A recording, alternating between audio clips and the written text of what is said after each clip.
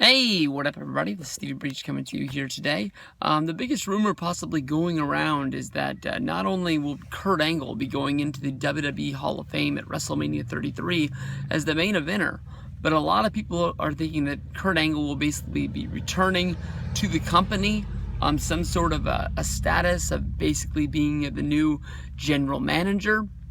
No one is saying if it's basically going to be the GM of Raw and or SmackDown, but some people actually think that Kurt Angle is going to be returning back to the ring today. So that's a lot of stuff in order to cover. Honestly, I think the easiest one to cover is basically Kurt Angle returning to the ring. Honestly, WWE, with its status of being a publicly traded company, and not wanting to hurt wrestlers, and as well as, the rumor that's been going around is that one of the biggest fears for Vince McMahon was he did not want Kurt Angle to basically die on his watch.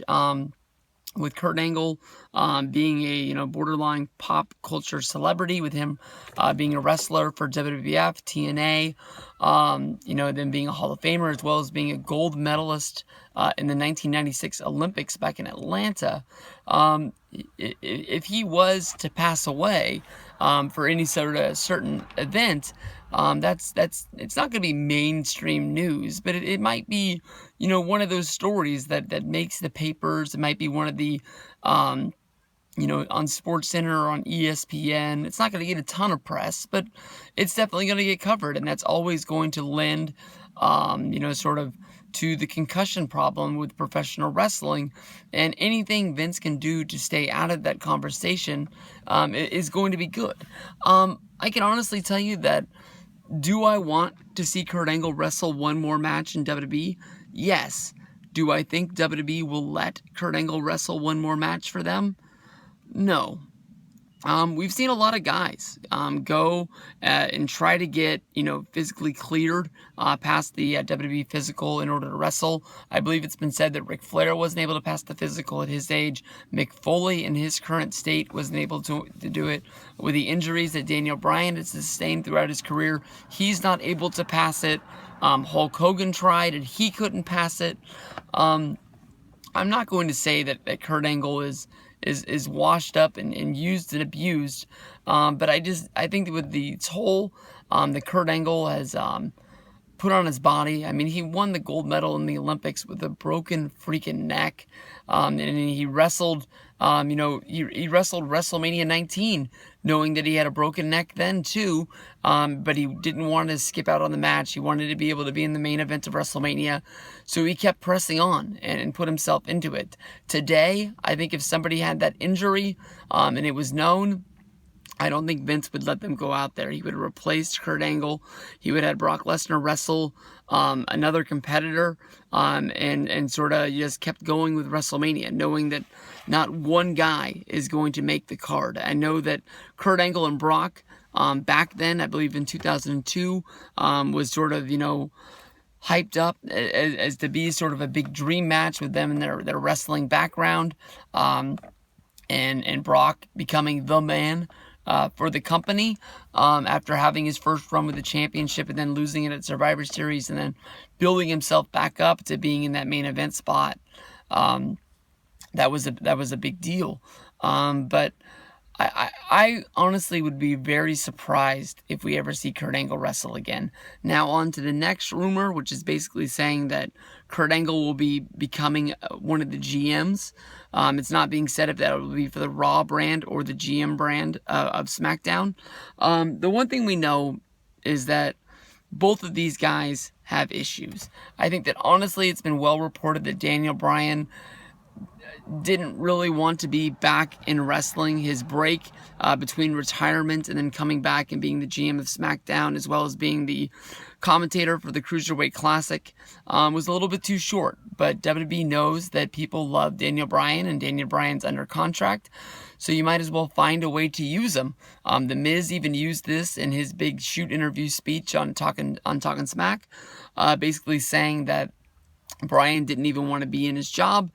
He wants to be a wrestler. He doesn't want to be a GM, and if he could, he wouldn't even be coming to TV. Mick Foley is went through a lot through his wrestling career. He's basically said on Twitter publicly that he needs to have hip replacement surgery, and that's going to be coming up sooner than later.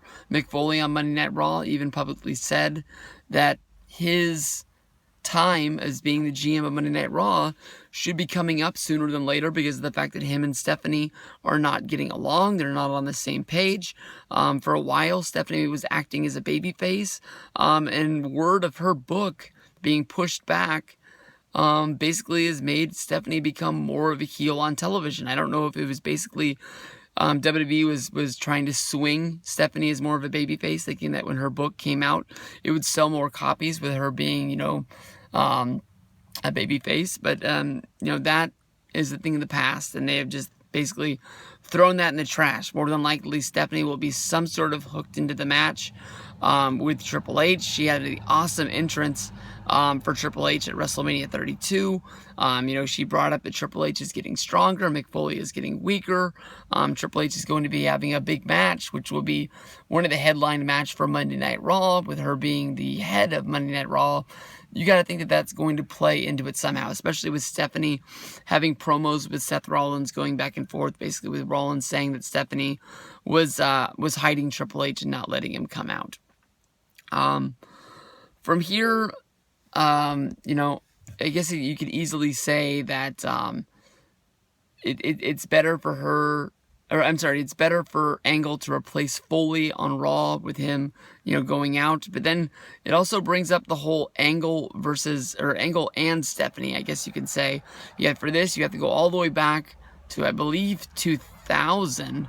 The whole angle of basically Triple H thinking that Kurt Angle was trying to steal Stephanie away. Kurt Angle gave Stephanie the big kiss, and then it just basically got blown away.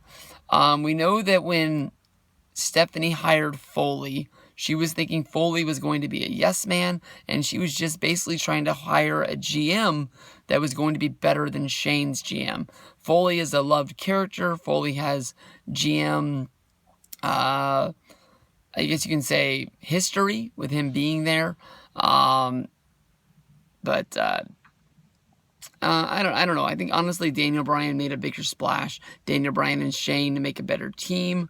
It makes more sense for them to stay together. But I can't find a reason why Stephanie would bring Kurt in. Kurt has played a dumb character, but at this point in his career, I don't see Kurt Angle putting the cowboy hat on. I see Kurt Angle, he's being sort of highlighted for his wrestling career. I don't see him going in and being somebody's lackey that close to being in the WrestleMania WWE Hall of Fame for this class. I think that they're going to want to treat him with upright respect, and I don't see him taking over unless it gets to a point where Stephanie is removed from power as well, which might be brought into the whole Triple H storyline. Maybe if Rollins beats Triple H, which I bet you money is going to happen, maybe they tie into the fact that Stephanie has to step down from Raw and Triple H can't show his face around there for a while. I'm not trying to play up on the Team Cena versus the Authority from Survivor Series, where they came back after, a couple of months. I think they came back in December, if I remember right. But, with them only being away for about 3 or 4 weeks. But we'll see. We'll see what happens. Peace out, everybody.